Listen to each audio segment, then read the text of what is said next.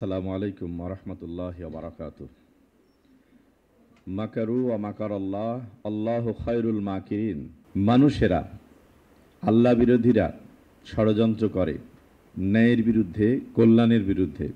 আল্লাহ তাআলা তার পরিকল্পনা আছে। আল্লাহ তাআলার সকল পরিকল্পনা তার প্রিয় বান্দাদের মাধ্যমে বাস্তবায়ন করে থাকেন।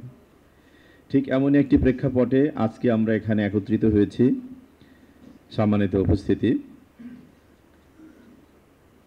আমরা মুসলিম হিসেবে যখন পরিচয় দিই তখন ইসলামের তিনটা বিষয় আমাদের সামনে থাকা দরকার।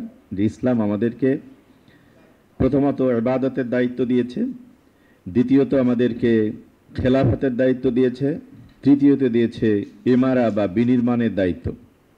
আজকে আমরা এখানে যারা আসছি, দেশকে, জাতিকে সামনে নিয়ে তাদের কল্যাণের জন্য আমরা আমাদের অবস্থান থেকে কি করা যায় সেটা নিয়ে ভাবতে এসেছি। সেই ভাবনার জায়গায় ইসলাম আমাদের যে দায়বদ্ধতা দিয়েছে সেই দায়বদ্ধতাই আমাদেরকে এখানে আসতে বাধ্য করেছে। আমি আপনাদেরকে শুধু একটি আয়াতের দিকে নজর দিতে বলছি। আপনারা অনেকে সবাই জানেন আশা করি। সেটি হচ্ছে 3 নম্বর সূরার 103 নম্বর আয়াত, সূরা আল ইমরানের।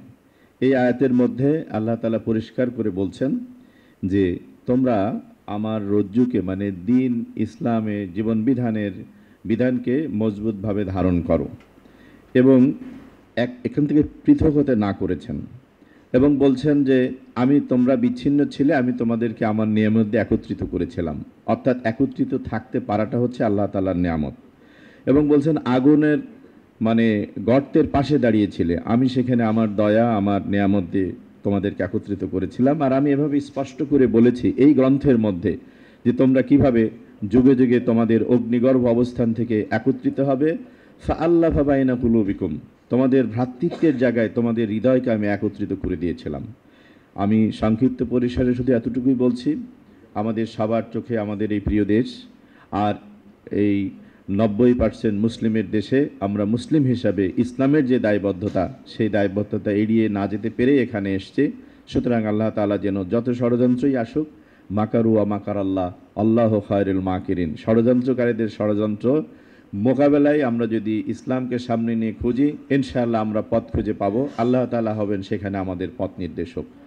আমি এই কথা বলে শেষ করছি। আমাকে কথা বলার সুযোগ দেওয়ার জন্য ধন্যবাদ। আসসালামু আলাইকুম ওয়া রাহমাতুল্লাহ।